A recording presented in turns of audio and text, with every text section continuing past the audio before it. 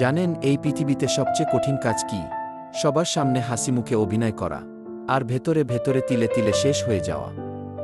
আমরা যখন কাউকে বলি কি আমি ভালো আছি, তখন আসলে আমরা বলতে চাই কেউ একজন থাকুক যে আমার চোখের দিকে তাকিয়ে বলবে আমি জানি তুই ভালো নেই।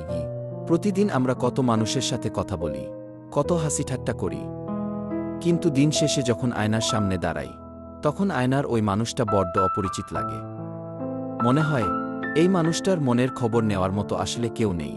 মাঝে মাঝে খুব ইচ্ছে করে কাউকে মনের সবটুকু কথা খুলে বলি, চিৎকার করে বলি আমারও কষ্ট হয়, আমারও অভিমান হয়, কিন্তু পরক্ষণেই মনে হয় কাকে বলবো?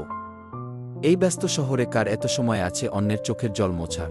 এখানে সবাই নিজেকে নিয়ে ব্যস্ত, অন্যের নিঃশব্দ কান্না শোনার মতো ধৈর্য কারো নেই।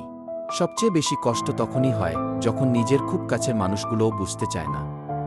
তারা ভাবে আমি খুব সুখে আছি, আমার কোনো অভাব নেই, কিন্তু পকেটে টাকা থাকা আর মনের ভেতর শান্তি থাকা যে এক নয়, সেটা বোঝানোর ভাষা আমার জানা নেই।